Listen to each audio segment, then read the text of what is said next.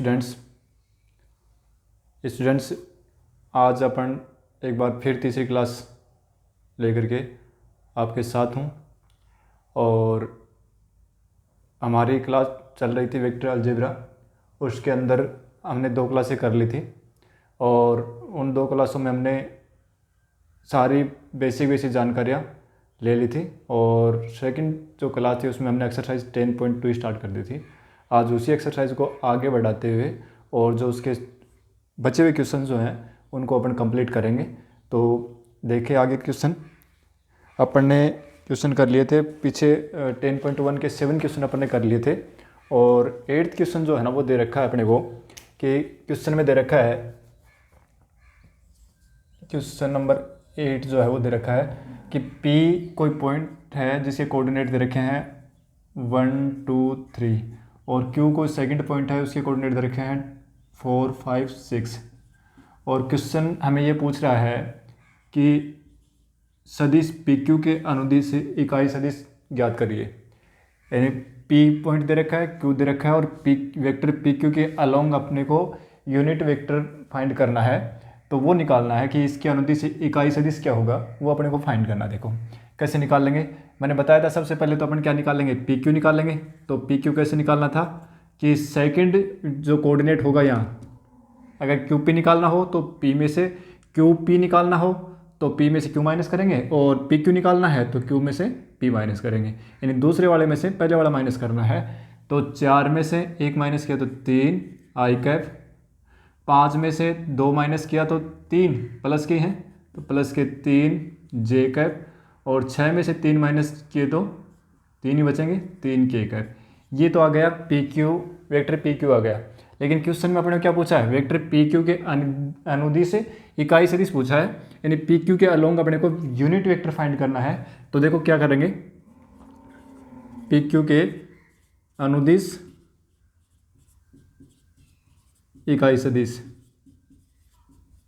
वो क्या होगा, इकाई सदिश निकालने के लिए तरीका मैंने बता रखा आपको कि सदिश के अंदर और सदिश के परिमाण का भाग दे देंगे मोड ऑफ PQ, यानी वेक्टर PQ में और PQ के परिमाण का भाग दे देंगे। तो देखो PQ कितना दे रखा है, 3 आई कैप प्लस 3 जे कैप प्लस 3 के कैप और इसका परिमाण निकालना है तो रूट ऑफ इसी का परिमाण निकालना है। तो प्रत्येक का स्क्वायर करो और जोड़ो तो 3 का स्क्वायर 9, 3 का स्क्वायर 9, 3 का स्क्वायर 9, 3 आई कैप प्लस 3 जे कैप प्लस 3 के कैप और इनको जोड़ेंगे तो 9 या 27 और 27 का वर्गमूल निकालोगे तो वो आ जाएगा 3√3, क्योंकि 27 को हम क्या लिख सकते हैं, 27 को हम लिख सकते हैं √27 आएगा तो उसको अपन लिखेंगे √9 गुणा 3 और 9 का वर्गमूल होता है 3 और 3 का निकलता नहीं है तो 3√3 लिख देंगे इसको। ठीक है, अब देखो ऊपर से 3 कॉमन आएगा और 3 कैंसिल हो जाएगा तो आई cap plus J cap plus K cap upon 1/√3 और उसको अपन पहले लगा दें, यानी 1/√3 आई cap plus J cap plus K cap जो है वो इस PQ के अनुदिश एक यूनिट वेक्टर होगा। तो ये क्वेश्चन अपने से ये पूछा गया था। अब देखो एक ऐसा ही क्वेश्चन और है और वो क्वेश्चन है उसमें क्वेश्चन नंबर 10 दे रखा है। क्वेश्चन नंबर 10 जो है ना वो भी अपन यहीं कर लेते हैं। देखो उसमें क्या दे रखा है कि कोई एक वेक्टर है, जैसे मान लीजिए कि वेक्टर A दे रखा है और 5 आई कैप और माइनस जे कैप प्लस 2 के कैप, ये वेक्टर दे रखा है वेक्टर है और क्वेश्चन में पूछ रहा है कि इस वेक्टर A के अनुदिश 8 मात्रक का और सदिश ज्ञात करना है। यानी इस वेक्टर A के अलोंग कोई एक ऐसा वेक्टर अपने को फाइंड आउट करना है जिसका मैग्नीट्यूड 8 हो। ठीक है, तो अपन क्या करेंगे, सबसे पहले इस A के अलोंग यूनिट वेक्टर निकालेंगे। ठीक है, क्यों पिछली क्लास में मैंने करवाया था टाइप क्वेश्चन। तो सबसे पहले इसके अलोंग यूनिट वेक्टर निकालेंगे। तो देखो क्या होगा, पहले इसका परिमाण निकाल लो या यूनिट वेक्टर निकाल दो सीधा ही। A कैप निकालते हैं तो A कैप क्या होगा, सदिश A के अलोंग यूनिट वेक्टर होगा। तो क्या आएगा इसका, यानी सदिश में सदिश के परिमाण का भाग देना है तो इकाई सदिश मिल जाएगा और 5 आई कैप माइनस जे कैप प्लस 2 के कैप और रूट ऑफ A का मैग्नीट्यूड निकालेंगे। तो क्या है, प्रत्येक जो अदिश घटक हैं उनका स्क्वायर करेंगे, ऐड करेंगे और उसका वर्गमूल निकाल देंगे। तो 5 का स्क्वायर 25 और -1 का स्क्वायर 1 और 2 का स्क्वायर 4 और इन सब को ऐड करेंगे तो अपने पास आएगा 5i माइनस जे कैप प्लस 2k कैप और अपॉन √30 ये आ गया। ठीक है, ये तो क्या आ गया, ये तो आ गया ए कैप। ठीक है, अब अपने को पूछ रहा क्या है, तो वेक्टर ए जो है, ए के अनुदिश 8 परिमाण वाला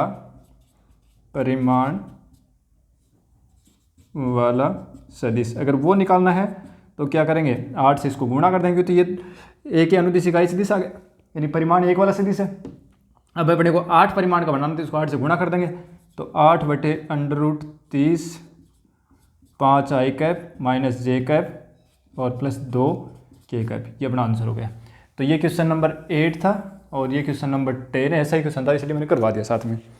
अब क्वेश्चन नंबर 9 जो है वो भी इन्हीं में मिलता जुलता है, ऐसा ही क्वेश्चन है। क्वेश्चन नंबर 9 वो भी यही है। देखो क्वेश्चन नंबर 9 देखते हैं। देखो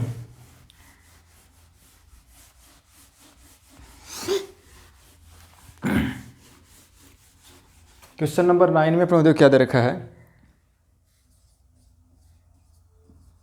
क्वेश्चन नंबर 9 में दे रखा है कि दो सदिश हैं, एक तो वेक्टर ए दे रखा है 2i कैप माइनस जे कैप प्लस के कैप, और दूसरा वेक्टर बी दे रखा है जिसमें दे रखा है अपने को -i cap plus J cap और minus K cap.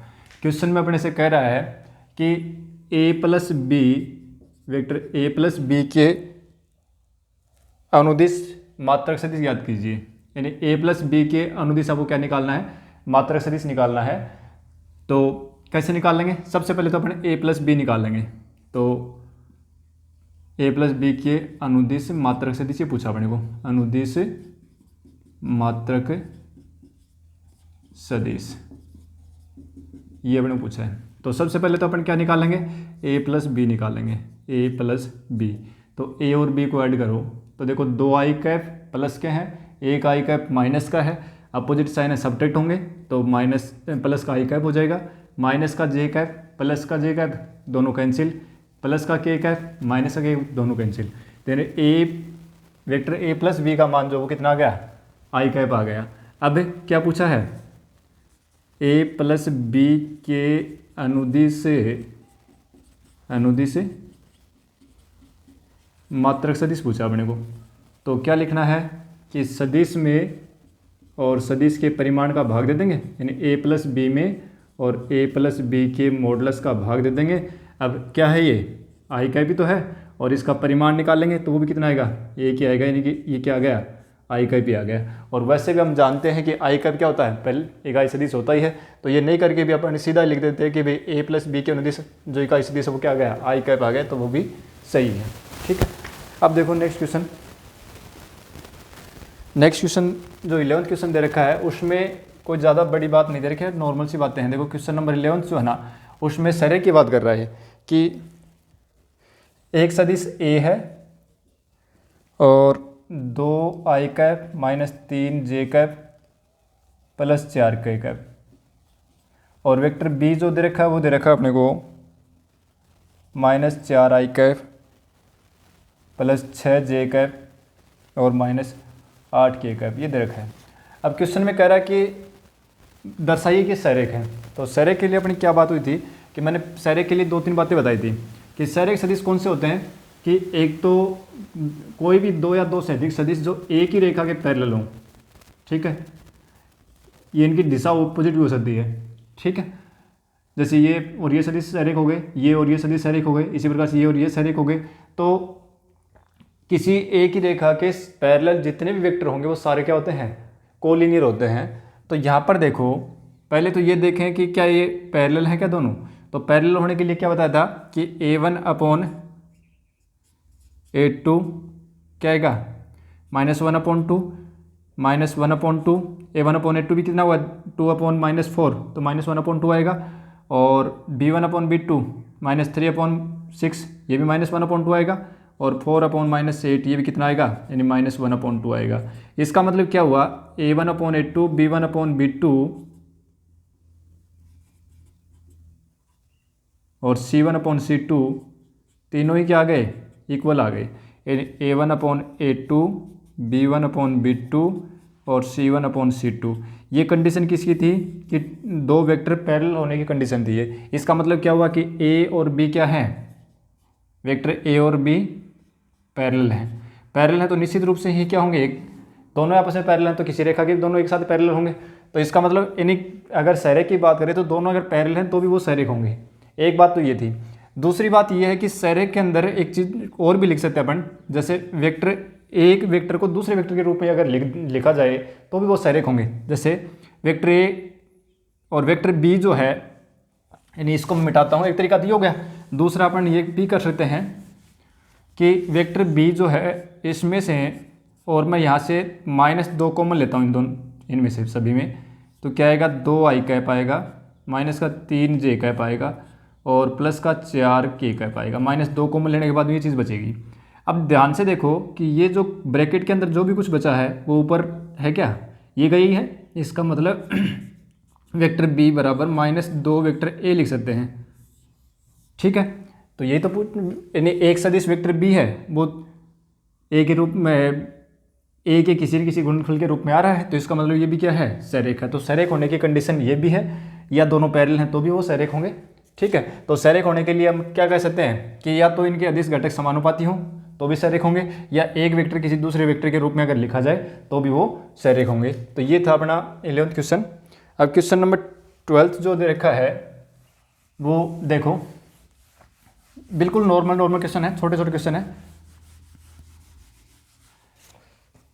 Question number 12 दे रखा है, वो दे रखा है अपने को कि i cap plus 2j cap plus 3k cap, ये कोई वेक्टर है और वो दे रखा है i cap plus 2j cap plus 3k cap, ये दे रखा है।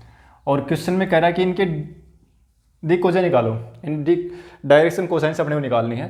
तो देखो, डायरेक्शन कोसाइंस और डायरेक्शन रेशियोज के बारे में कल मैंने आपको बताया था। सबसे पहले कोई भी वेक्टर अगर दे रखा है तो उनके जो अदिश घटक होंगे वो अपन क्या लिखते हैं, डायरेक्शन रेशियोज लिखते हैं। तो यहाँ पर देखो डायरेक्शन रेशियोज DRG लिख देंगे, डायरेक्शन रेशियोज। ठीक है, तो वो क्या है, देखो I का अदिश घटक 1 है, J का +2 है और K का 3 है। तो ये तो आ गया DRG। अब DCG लिखने का तरीका मैंने क्या बताया था, यानी डायरेक्शन कोसाइंस लिखने का तरीका क्या बताया था कि प्रत्येक में और इनके वर्गों के योग के वर्गमूल का भाग दे दो।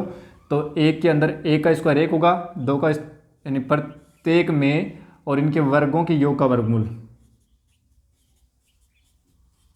ठीक है, और 2/√ऑफ a का स्क्वायर प्लस 2 का स्क्वायर प्लस 3 का स्क्वायर और 3/√ऑफ a का स्क्वायर प्लस 2 का स्क्वायर प्लस 3 का स्क्वायर। यानी कहने का मतलब ये हुआ 3 का स्क्वायर 9, 4 13 और 1 14, √14, 2/√14 और 3/√14। तो ये हो गए वेक्टर ए की दिक कोसाइंस, यानी ये तो होगी दिक कोसाइन और ये हो गए इसके दिक अनुपात। एक क्वेश्चन है आगे, उसमें दिक अनुपात और दिक कोसाइन पूछिए। वो देखो कौन सा क्वेश्चन है अपना,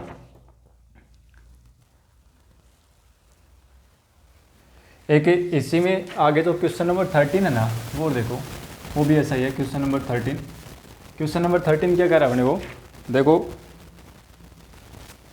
ए कोई पॉइंट है 1 2 -3 और बी कोई दूसरा पॉइंट है जिसे कोऑर्डिनेट दे रखे हैं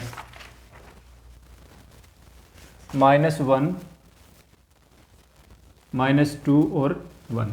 ठीक है, और क्वेश्चन अपने को ये कह रहा है, क्वेश्चन में ये पूछा गया है कि ए से बी की तरफ दिश सदिश की दिक कोसाइंस ज्ञात करो। देखो क्या कह रहा है कि ए से बी मतलब वेक्टर ए बी बनाना है, वेक्टर ए बी, और उसके क्या निकालने हैं कि डिसीज निकालने हैं अपने को, कि इसके डिसीज क्या आएंगे। तो अभी निकाला वही तो हो गया, पहले अपन वेक्टर ए बी निकाल लेंगे। तो ए बी निकालते ही वेक्टर ये तो बन जाएगा इसी तरीके से, यानी सबसे पहले अपन वेक्टर ए बी निकालेंगे। तो ए बी निकालने का मेथड क्या है कि दूसरे में से पहला माइनस करो, तो -1 में से 1 माइनस करोगे तो माइनस के 2 जाएंगे, -2 और में से 2 माइनस करोगे तो -4, और 1 में से -3 माइनस करोगे तो +3 होंगे, तो +4k कैप। ठीक है, ये आ गया ए बी सदिश, तो ये और ये क्वेश्चन अब आगे तो सेम ही हो गया, यानी यहाँ भी एक ए दे रखा है, यहाँ भी ए बी होगा, बात एक ही है। तो अब क्या करना है, सबसे पहले इसकी दिक् अनुपात लिखेंगे, ठीक है, और फिर प्रत्येक जो दिक् अनुपात आएगा उसमें प्रत्येक में उनके वर्ग दिक् अनुपात के वर्गों का योग का वर्गमूल का भाग दे देंगे, तो अपने पास दिक् कोसाइन से आ जाएंगे, ठीक है। तो एक क्वेश्चन ये था। अब देखो क्वेश्चन नंबर 13 जो है 14, वो देखो,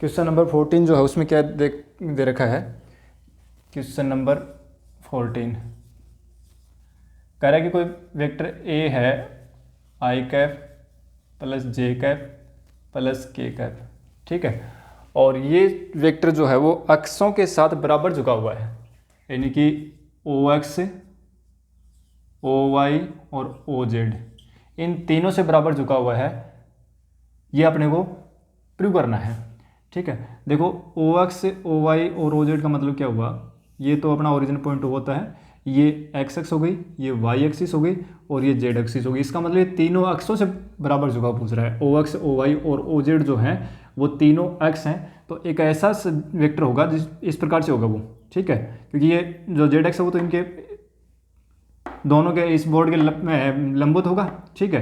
तो एक सदिश इस प्रकार से मिलेगा ऐसा, जो इसके साथ में, इसके साथ में और इस जेड एक्स के साथ में बराबर कोण बनाएगा, तो वो सदिश ये ए है, ये अपने को प्रूव करना है। तो इसका मतलब ये हुआ कि अपने पास जो ये ओ ए या ए वेक्टर जो है ना, बोर्ड पर तो अपने इसी तरीके से दिखाएंगे इसको, ये जो वेक्टर ए है ये मान लेते हैं कि भाई इसके साथ तो अल्फा कोण बना रहा है और इसके साथ बीटा कोण बना रहा है और इस जेड एक्स के साथ में बना रहा है गामा कोण। अगर हम कैसे भी ये प्रूव करते हैं कि अल्फा बराबर बीटा बराबर गामा, तो बस ये तो होगा अपना, ये तो प्रूव करना है कि ये जो वेक्टर है वो तीनों अक्षों से बराबर कोण बना रहा है, इसका मतलब अल्फा बीटा और गामा इक्वल आ जाए, तो ये तो प्रूव करना है। तो देखो क्या कैसे करेंगे। सबसे पहले अपन क्या करेंगे कि वेक्टर ए जो दे रखा है इसके क्या है, वेक्टर ए के दिक् अनुपात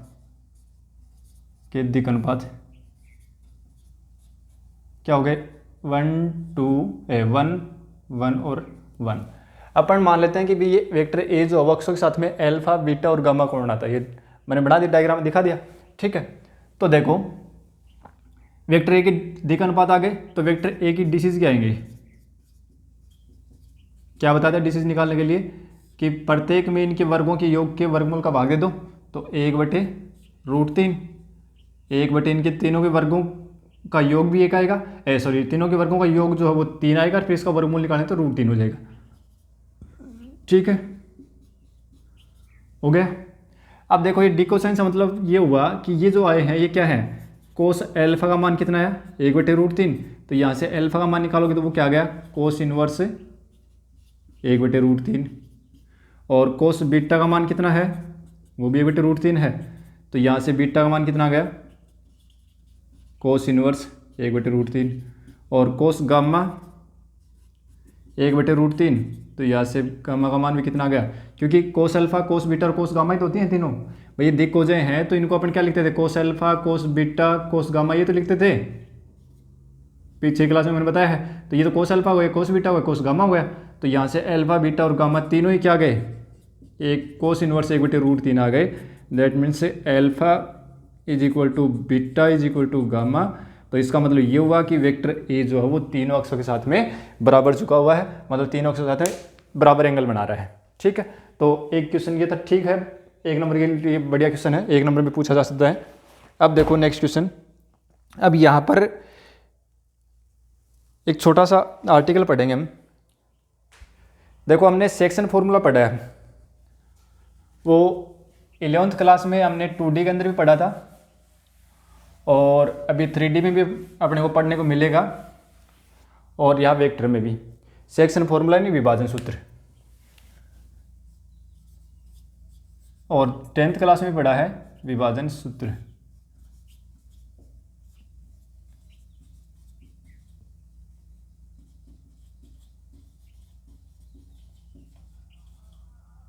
ठीक है ना, फॉर्मूला। तो देखो क्या है सेक्शन फॉर्मूला, क्या चीज़ है, देखो इसमें क्या करना अपने को,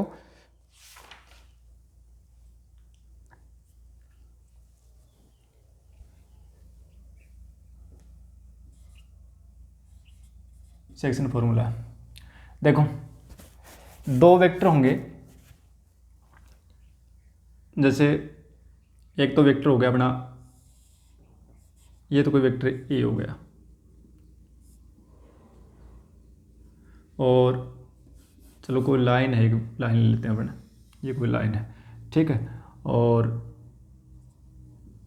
यहाँ पर कोई बिंदु ए है और यहाँ पर कोई बिंदु बी है, और वो इस ए का इस स्थिति से ले लेते हैं बने वेक्टर ए, और इसका इस स्थिति से ले लेते हैं वेक्टर बी, ठीक है। तो कोई तीसरा सदिश अपने को निकालना है जो इस ए बी लाइन को m रेशियो n में डिवाइड करता हो। तीसरा कोई पॉइंट निकालना है और उस पॉइंट का हमें स्थिति सदिश निकालना है। जैसे मान लेते हैं कि ये पॉइंट r है और इसका स्थिति सदिश वेक्टर r लिखे हैं, ठीक है, तो हमें वेक्टर r फाइंड करना है, ठीक है। अपने कोई क्वेश्चन में कह रहा है कि ए बी को एक रेखाखंड था और उसको जोड़ने वाले रेखाखंड को कोई एक ऐसा सदिश अपने को फाइंड आउट करना है जो इसको m/n में बांटे, ठीक है। तो हमने देखा कि बिंदु ए और बिंदु बी के स्थिति सदिश ए का वेक्टर ए हो गया, बी का वेक्टर बी हो गया, और r जो है वो m इस ए बी जो लाइन सेगमेंट है इसको m रेशियो n में डिवाइड कर रहा है, तो r का स्थिति सदिश यानी वेक्टर r अपने को फाइंड आउट करना है, ठीक है। तो वेक्टर r निकालने का फॉर्मूला क्या होगा, बस ये सीधा फॉर्मूला अपने को याद रखना है। Vector r is equal to क्या होगा, देखो B M m into vector B plus n into vector A और बटे m प्लस n, ठीक है, ये याद रखना है। अगर ये तो हो गया अपना अंतःविभाजन, ठीक है, यानी पॉइंट r जो हो इससे ए बी लाइन के यानी ए और बी के दोनों बिंदुओं के बीच में कहीं ना कहीं है, ठीक है। अगर ये r बाहर हो, जैसे मान लो कि मैं एक और लिख रहा हूँ, जैसे ये कोई बी हो गया, ये पॉइंट ए हो गया, ठीक है, और ए का जो ये line A B line segment हो गया, ठीक है, और ए के जो इस सीधी से वो वेक्टर ए हो गया और बी का हो गया वेक्टर बी, ठीक है। और इस ए बी लाइन सेगमेंट को और बाह्य विभाजित करने वाला कोई बिंदु जैसे मान लेते हैं वो यहाँ आर ले लेते हैं, ठीक है, और इसको इसे जॉइंट करते हैं, तो वेक्टर आर अपने को निकालना है। वेक्टर आर निकालना, वो कैसे निकालेंगे, तो उसके लिए क्या है, देखो मान लेते हैं कि वेक्टर आर जो है वो इसको m रेशियो n में डिवाइड करता है, ये n हो गया, ठीक है ना, r के a से डिस्टेंस हो m हो गई और b से डिस्टेंस हो गई n, ठीक है। तो मान लेते हैं कि वेक्टर r जो है इस b को और m रेशियो n में एक्सटीरियर डिवाइड करता है, बाह्य विभाजन कर रहा है, ठीक है। तो फिर क्या करें, तो वेक्टर आर कैसे निकलेगा, तो वेक्टर आर निकालने का तरीका यहाँ पर भी क्या है, तरीका वही का वही होगा। ये तो हो गया अंतःविभाजन,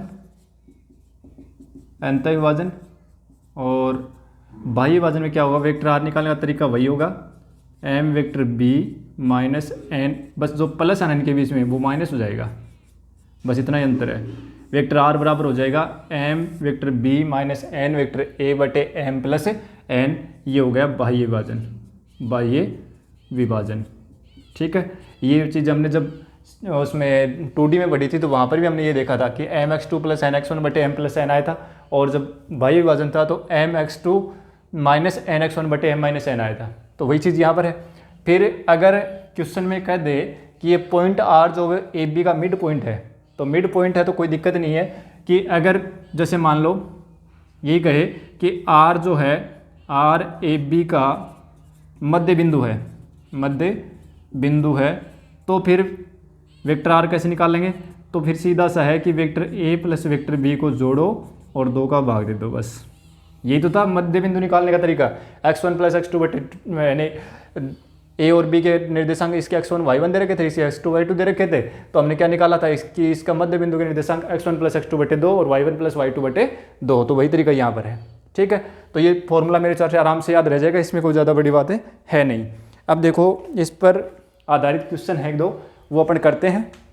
तो यहाँ पर देखो एक तरीका बना लेते हैं कि भाई mx2 m/n ले रहे थे अपन, तो इसका मतलब पहला अनुपात दूसरा सदिश, प्लस दूसरा सदिश पहला अनुपात, बस ऐसे याद रखेंगे, m पहला अनुपात दूसरा सदिश और दूसरा अनुपात पहला सदिश। ठीक है, तो देखो मैं क्वेश्चन कर रहा हूँ आगे,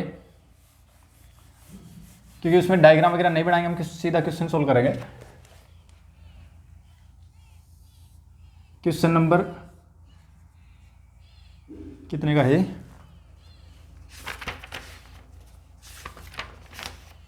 क्वेश्चन नंबर आ गया 15। क्वेश्चन नंबर 15 दे रखा अपने को। देखो क्वेश्चन नंबर 15 क्या है, P एक वेक्टर है, P है, उसके सीधे इस तरह से दे रखे हैं क्या, i cap plus 2j cap plus 3k cap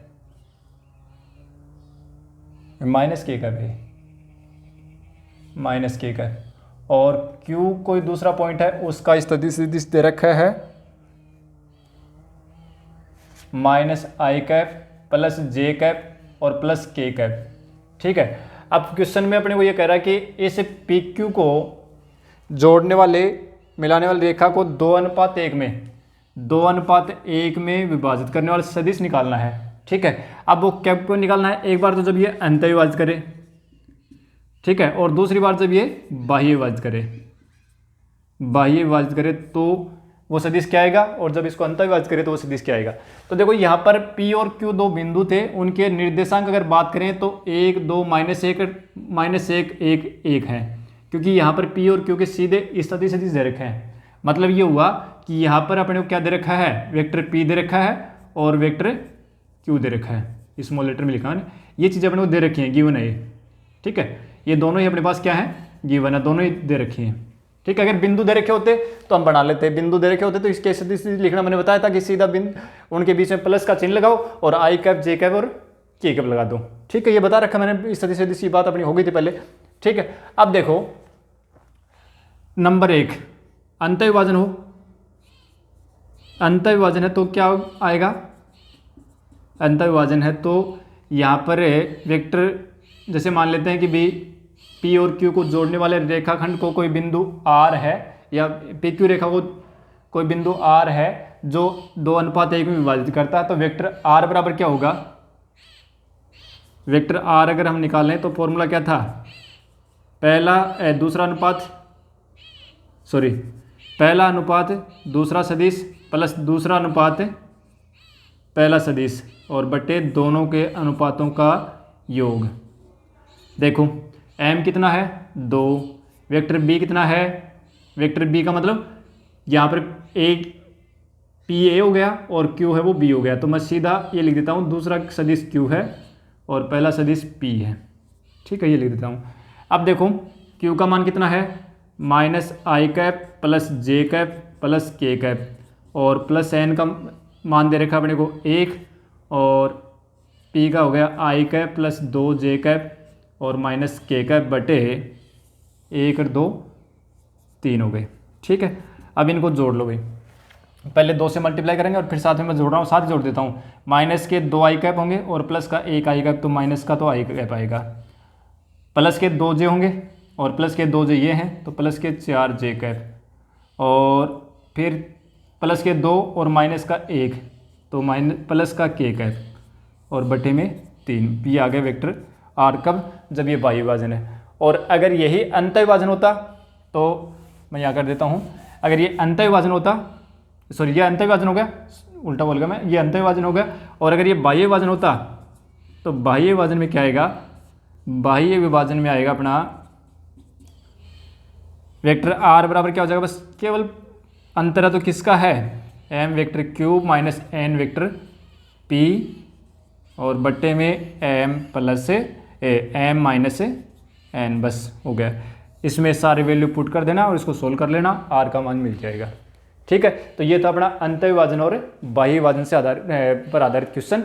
अब देखो एक क्वेश्चन और दे रखा है, इसमें क्वेश्चन नंबर 16 दे रखा है कि 2 बिंदु दे रखे हैं और इन दोनों बिंदुओं को मिलान के मध्य जोड़ने वाले रेखाखंड के मध्य बिंदु का निर्देशांक आपको निकालना है। तो देखो क्या दे रखा है अगला क्वेश्चन, क्वेश्चन नंबर 16 दे रखा है, क्वेश्चन नंबर 16 तो देखो क्या दे रखा है क्वेश्चन नंबर 16 में, पी के निर्देशांक दे रखे हैं 2, 3 और 4 और क्यू के निर्देशांक दे रखे हैं, क्यू के निर्देशांक दे रखे हैं 4, 1 और -2। ठीक है, और कह रहा है कि इस पी और क्यू को मिलाने वाले सदिश का मध्य बिंदु ज्ञात करो, यानी पी और क्यू को मिलाने वाला सदिश और सदिश का मध्य बिंदु अपने को निकालना है। तो देखो पहले तो ये देखो कि इनके स्थिति सदिश क्या आएंगे। तो पी का स्थिति सदिश मैं लिख देता हूँ सीधा, पी का स्थिति सदिश वेक्टर पी बराबर होगा 2i cap plus 3j cap plus 4k cap, और वेक्टर पी का बिंदु पी का स्थिति सदिश ये अपने को लिखनी है। अब उसमें बॉडी कॉपी में करें तो पी का स्थिति सदिश ये हो गया, क्यू का स्थिति सदिश, ठीक है ना, मैं यहाँ पर शॉर्ट में लिख रहा हूँ। तो क्यू का स्थिति सदिश कितना हो गया, क्यू का स्थिति सदिश 4i cap plus j cap minus 2k cap. ठीक है, अब क्या कर रहा है कि पी क्यू के मध्य बिंदु का स्थिति सदिश, स्थिति सदिश क्या आएगा कि दोनों को जोड़ दो, मध्य बिंदु की बात कर रहा था, दोनों को जोड़ और 2 का भाग दे दो। तो P प्लस क्यू कितना आएगा, 4 और 2 6i कैप और plus 4j cap plus 2k cap और बटे में 2, सभी में 2 कॉमन आ रहा है, 2 कॉमन लो और 2 से 2 कैंसिल कर दो, तो ये आएगा 3i cap plus 2j cap और प्लस k कैप। ये आ गया अपना आंसर। ठीक है, तो ये था अपना क्वेश्चन नंबर 16। अब देखो एक क्वेश्चन और बचा, फिर कर ही देते हैं इस एक्सरसाइज को पूरा। देखो 17 का क्वेश्चन जो है वो क्या है, क्वेश्चन नंबर 17 है वो दे रखा है अपने को।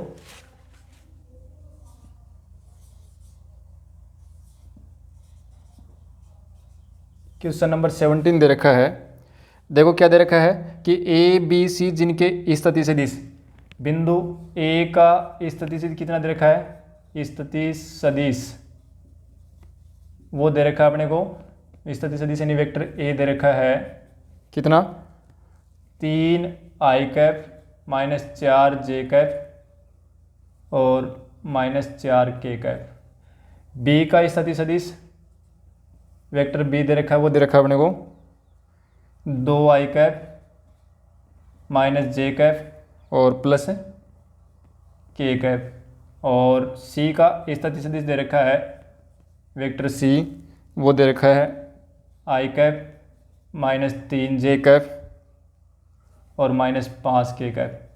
और क्वेश्चन में कह रहा है कि आपको ये दिखाना है कि ये तीनों ही एक समकोण त्रिभुज का निर्माण करते हैं। ठीक है, कि तीनों स्थिति सदिश जो है वो एक समकोण ए बी सी जो है वो एक समकोण त्रिभुज का निर्माण करते हैं, ये अपने को दिखाना है। ठीक है, कि तीनों बिंदु जो है वो एक समकोण त्रिभुज का निर्माण करते हैं, यही प्रश्न में पूछा है। तो देखो क्या करना है, देखो एक बार थोड़ा सा ध्यान दें। अभी ये समकोण त्रिभुज वाली बात है वो 2 जगह और पढ़ेंगे अभी। ठीक है, इसी में जहां मैंने किया है, जिस प्रश्नावली मैंने किया है उसके आधार पर देखें तो यह देखो कैसे कर रहा है। यानी अभी हमें 10.2 पढ़ रहे हैं और इसमें हमने कोई डॉट प्रोडक्ट और क्रॉस प्रोडक्ट की बात नहीं की है। ठीक है, तो एक बार अपन जो हम यहाँ पर जो सीखा है वही अपन करते हैं। देखो त्रिभुज समकोण त्रिभुज है ए बी सी, अभी ये नहीं पता कौन सा कोण है। ठीक है ना, मैं एक चित्र बना रहा हूँ खाली समझने के लिए, ए बी सी। ठीक है, क्वेश्चन में हमें ये दे रखा है कि इनके तीनों बिंदुओं के जो स्थिति सदिश है ना, ये स्थिति सदिश का मतलब ओ के अनुदिश इनके स्थिति को बताने वाला जो वेक्टर होगा वो इनका स्थिति सदिश होगा, ये दे रखा है। ठीक है, अब हमें क्या दिखाना है कि समकोण त्रिभुज है। समकोण त्रिभुज के लिए हम छोटी क्लासों में पढ़ते हैं, यानी पहले भी हमने 9वीं 10वीं क्लास में 11वीं 12वीं में सभी क्लासों में पढ़ा है कि कोई भी त्रिभुज समकोण त्रिभुज होगा, इसका मतलब पाइथागोरस प्रमेय की अनुपालना करेगा। इसका मतलब उसमें कहीं किन्हीं भी दो भुजाओं के वर्गों का योग तीसरी भुजा के वर्ग के बराबर आएगा। तो इसका मतलब ये होगा कि एक तो हमें ए बी चाहिए, एक हमें बी सी चाहिए और एक हमें ए सी चाहिए। तो पहले तीनों भुजा निकालनी पड़ेंगी। अब तीनों भुजा निकालनी है मतलब इन तीनों के अनुदिश सदिश निकालने हैं। ठीक है, तो देखो मैं क्या कर रहा हूँ, एक तो सदिश ए बी निकाल रहा हूँ। सदिश ए बी के लिए मैंने क्या बताया था कि बी में से आपको ए माइनस करना है। तो बी में से देखो बी ये दे रखा है, ए दे रखा, क्योंकि बी का वेक्टर बी यहाँ तो पॉइंट होता है, लेकिन बी पॉइंट ही तो है, 2 1 -1 और 1, ठीक है। यहाँ पर स्मॉल बी दे दिया, इसका मतलब क्या दे दिया उसका इस तरह दे रखा है। तो ठीक है, तो मैं देखो ए बी निकाल रहा हूँ, तो ए बी क्या आएगा, vector B minus vector A क्या आ जाएगा, माइनस का आई कैप प्लस का 3 जे कैप और प्लस का 5 के कैप, ठीक है। इसी प्रकार से मैं बी सी निकाल रहा हूँ, ए बी हो गया, बी सी निकालो तो सी में से बी माइनस करना है, तो माइनस यानी कि ये आ गया अपने पास vector C minus vector B, और सी में से घटाएंगे तो माइनस का आई कैप और माइनस का 2 जे कैप और माइनस का 6 के कैप, और फिर निकालना अपने को एस सी यानी ए में से सी को माइनस करना है, तो सी में से को माइनस करना है। हालांकि यहाँ पर कोई फर्क नहीं पड़ेगा, ए में से सी माइनस करेंगे तो भी बात हुई है, क्योंकि यहाँ परिमाण की बात होगी, अभी परिमाण निकालूंगा अपन। तो सी में से ए माइनस करें तो माइनस का 2 आई कैप और प्लस का जे कैप और माइनस का के कैप, ठीक है। ये ए बी बी सी रेसी आ गई, लेकिन ये तो सदी से आया है, अभी क्या चाहिए अपने को, इनका परिमाण चाहिए। इसका मतलब यहाँ वेक्टर ए बी का परिमाण अगर मैं निकालूँ तो वो कितना आएगा, देखो परिमाण निकालते हैं तो इनके अदिश घटों के वर्गों के योग का वर्गमूल, तो 1 का स्क्वायर 1 रूट ऑफ 1 का स्क्वायर 1, 3 का स्क्वायर 9, 5 का स्क्वायर 25, तो ये कितना हो गया, अंडर रूट 35 हो गया, ठीक है। इसी प्रकार से मॉड ऑफ बी सी निकालो, यानी बी सी का परिमाण निकालो तो वो कितना आएगा, 1 का स्क्वायर 1 माइनस 1 का स्क्वायर 1 होगा और माइनस 2 का स्क्वायर 4 होगा और 6 का स्क्वायर 36 हो गया, तो कितना हुआ अंडर रूट 45। और फिर अपन निकालते हैं एस सी का परिमाण, तो एस सी का परिमाण निकालेंगे तो क्या आएगा, 2 का स्क्वायर 4, 1 का स्क्वायर 1 प्लस 1, तो ये कितना हो गया अंडर रूट 6, ठीक है। अब देखो कहीं ना कहीं मिस्टेक तो नहीं हुई है, एक बार चेक कर लेते हैं, क्योंकि यहाँ पर इनके वर्गों का योग है वो पाइथागोरस प्रमेय के अनुसार नहीं आ रहा है। देखो एक बार चेक कर लेते हैं, 3i minus 4j minus 4k 2i minus j plus K cap और I cap minus 3j cap minus K cap, और फिर हमने ए बी निकाला तो बी में से माइनस किया तो माइनस का आई कैप और प्लस का 3j, ये भी ठीक है। ये करते हैं तो माइनस आई, ये माइनस 4 और ये भी ठीक है, और सी में से ए माइनस करेंगे तो माइनस के 2i आएंगे प्लस का जे आएगा, ये भी ठीक है, और माइनस का के कैप आएगा, ये ठीक है। तो फिर ये दिक्कत कहाँ है भाई, इनके वर्गों का योग 1 3 3 9 और 5 5 25, 25 और 9, ठीक है भी। बी सी 1 का स्क्वायर 1, 2 का स्क्वायर 4, 6 का स्क्वायर 36, 40 41 होंगे, 45 नहीं है, गलत हो गया, यहाँ पर 41 आएंगे, ठीक है। अब देखो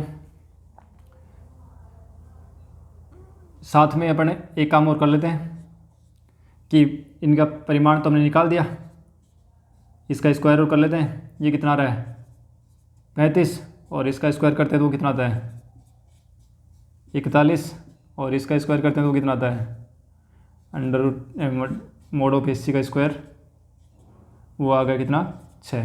देखो देखिए इन दो के वर्गों का योग तीसरे के वर्ग के बराबर आ रहा है क्या, मतलब कि ए बी प्लस ए सी के जो वर्गों का योग है वो किसके बराबर आ रहा है, बी सी के बराबर आ रहा है। इसका मतलब दो भुजाओं के वर्गों का योग तीसरी भुजा के वर्ग के बराबर आ रहा है, इसका मतलब वो त्रिभुज कौन सा हो गया, समकोण त्रिभुज हो गया। अब अगर इसी में पूछ रहे कि इसमें समकोण कौन सा है, तो देखो बड़ी भुजा कौन सी हुई, बी सी, क्योंकि आधार का स्क्वायर प्लस लंब का स्क्वायर बराबर कर्ण का स्क्वायर होता है, ठीक है। तो ये कर्ण कौन बना, बी सी बना, बी सी कर्ण बना, इसका मतलब ये पर ये जो कोण ए है ना, ये कोण कितना है 90 डिग्री है। केवल अपन ने तो ये समझने के लिए बनाया था चित्र, ठीक है।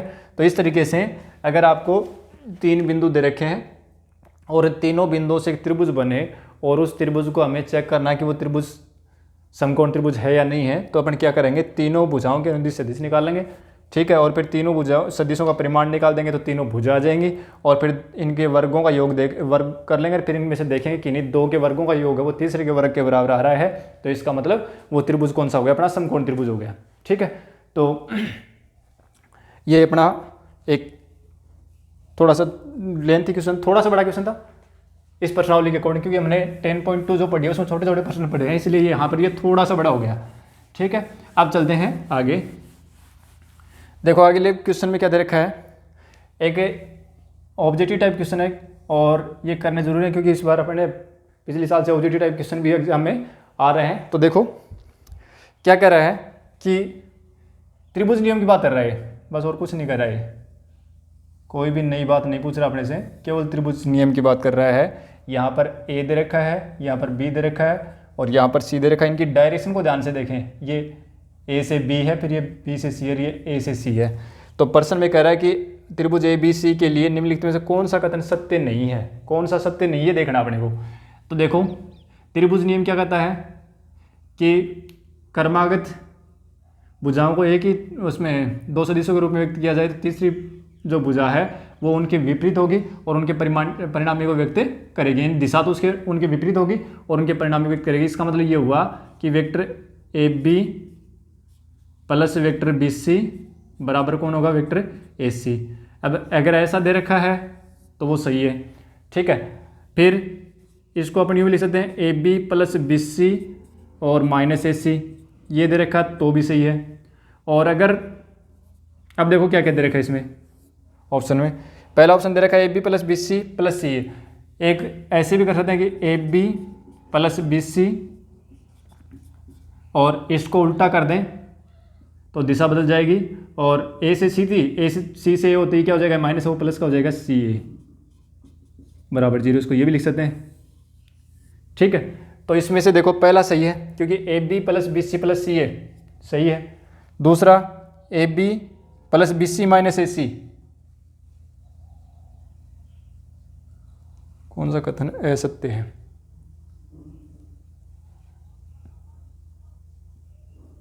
A B plus B C बराबर ए सी, तो ये तो सही है कथन। और तीसरा दे रखा है A B plus B C, देखो पहले में दे रखा है ये ऑप्शन तो ये सही है, दूसरे में दे रखा है A B plus B C minus A C, ये दे रखा है तो ये भी सही है, और तीसरे में दे रखा है अपने को A B plus B C minus C A B, तीसरा ऑप्शन जो दे रखा है ना उसमें दे रखा है A B plus B C और माइनस सी ये दे रखा है, तो ये तो गलत है क्योंकि ये प्लस का आएगा न कि माइनस का, तो ये गलत है। तो इसमें कौन सा कथन ऐसे तो ये हो गया। और फिर जो क्वेश्चन नंबर 19 है ना उसमें भी ऑब्जेक्टिव टाइप क्वेश्चन है, उसमें क्या दे रखा है कि ए और बी दो सरेख सदिश है, तो निम्नलिखित में से कौन सा कथन सही है, सरेख की बात कर रहा है ये। तो सरेख में कह रहा है कि पहला ऑप्शन तो दे रखा है कि वेक्टर बी बराबर लेमडा इंटू वेक्टर ए, बिल्कुल ये बात अपन कर सकते हैं कि ये बताया था मैंने कि एक सदिश को दूसरे सदिश के रूप में अगर लिख सकते हैं तो इसका मतलब वो दोनों सदिश सरेख हैं। ठीक है ना, फिर वेक्टर ए बराबर प्लस माइनस वेक्टर बी, बिल्कुल ये भी सरेख हैं कि अगर दोनों सदिश बराबर हैं या अपोजिट है तो भी वो क्या है सरेख, क्योंकि अगर दोनों बराबर हैं तो सीधी सी बात है, बराबर वाली तो बात क्या थी कि दोनों की दिशा एक ही होगी। ठीक है, और दोनों का परिमाण समान होगा, और अगर अपोजिट है तो यहाँ पर माइनस आते ही क्या होगी, दिशा विपरीत हो गई। ठीक है, तो एक सदिश तो ये हो गया और दूसरा सदिश समान के लिए तो क्या होगी, एक ही दिशा होगी इन दोनों की, तो ये एक ही लाइन के पैरेलल होंगे। तो पहले में तो सही है कि दोनों सदिश एक ही रेखा के समानांतर सरेख होंगे, और अगर एक की दिशा ये हो जाए और दूसरी दिशा ये हो जाए तो भी क्या है, दोनों समानांतरी हैं। ठीक है, तो ये भी सरेख के लिए सही है। ए और बी के क्रमागत घटक समानुपाती नहीं होते। हाँ देखो ए और बी जो है अगर वो सरेख होंगे तो उनके घटक समानुपाती होंगे, मैंने बताया था पीछे क्वेश्चन किया था वहां पर बताया था कि ए और बी अगर सरेख है तो इनके घटक समानुपाती होंगे, जबकि इसमें कह रहा है कि समानुपाती नहीं है, इसका मतलब यही ऑप्शन गलत है। ठीक है, और आगे वाला दे रखे दोनों सदिश ए और बी की दिशा समान है परंतु परिमाण विभिन्न है, कि दो सदिश अगर सरेख हैं तो उनकी दिशा तो एक दिशा जो है वो समान है परंतु परिमाण विभिन्न है। तो अगर दो सदिश हैं और उनके सदिश के दिशा एक ही है, ठीक है, दिशा एक ही है, परिमाण से कोई मतलब नहीं है, परिमाण इक्वल हो चाहे मत हो कोई दिक्कत नहीं है, लेकिन दिशा एक ही है। ठीक है, इसका मतलब जैसे दिशा दोनों की एक ही है तो दोनों की दिशा एक ही है, तो मतलब एक ही रेखा के समानांतर तो बनेंगे। ठीक है, तो ये क्या हो गया, दोनों फिर एक ही दिशा आते हैं, मतलब दोनों सदिश हैं वो समानांतर सदिश हैं और समानांतर है तो वो सरेख भी होंगी। तो ये तीसरा ऑप्शन, चौथा भी सही है, लेकिन ये ऑप्शन जो तीसरा है वो गलत है। तीसरे ऑप्शन में क्या कह रहा है कि ए और बी के घटक समानुपाती नहीं है, जबकि सरेख सदिश के ए और बी जो दो सदिश अगर सरेख हैं तो उनके घटक हैं वो समानुपाती होते हैं। तो इस प्रकार से अपनी एक्सरसाइज 10.2 वो कंप्लीट होगी।